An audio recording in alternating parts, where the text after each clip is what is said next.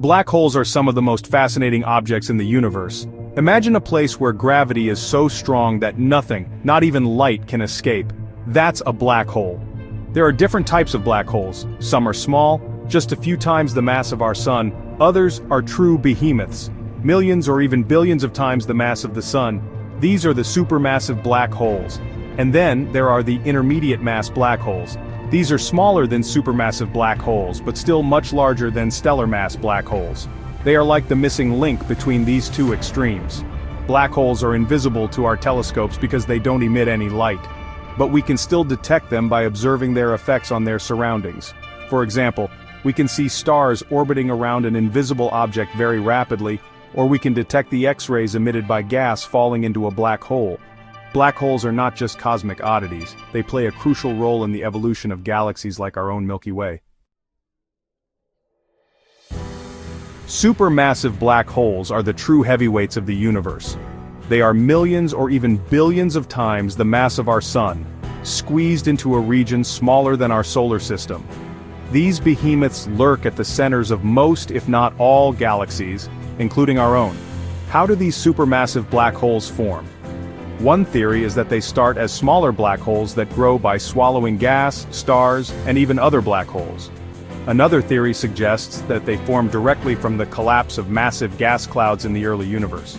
Supermassive black holes are not just sitting there idly, they have a profound impact on their surroundings. The gas falling into a supermassive black hole forms a swirling disk called an accretion disk. As the gas spirals inward, it heats up to millions of degrees and emits intense radiation, including X-rays, which we can detect with our telescopes. This process releases enormous amounts of energy, powering some of the most luminous objects in the universe, such as quasars. Intermediate black holes are the missing link in the black hole family. They are smaller than supermassive black holes but still much larger than stellar mass black holes. They range in mass from a few hundred to a few 100,000 times the mass of our sun. Where do these intermediate black holes come from? That's still a mystery.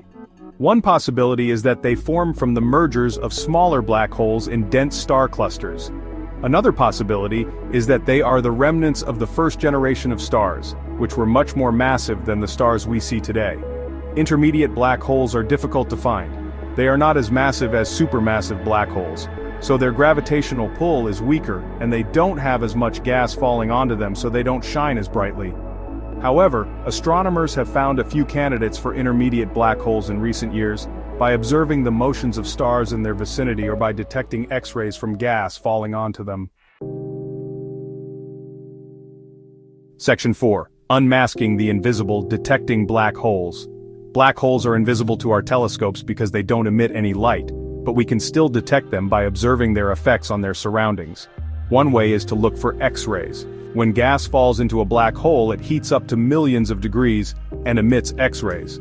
By detecting these X-rays, we can infer the presence of a black hole. Another way to detect black holes is to look for stars orbiting around an invisible object very rapidly. The faster the stars are moving, the more massive the invisible object must be. If the invisible object is too massive to be a neutron star, then it must be a black hole. These methods have allowed astronomers to discover thousands of black hole candidates in our galaxy and beyond.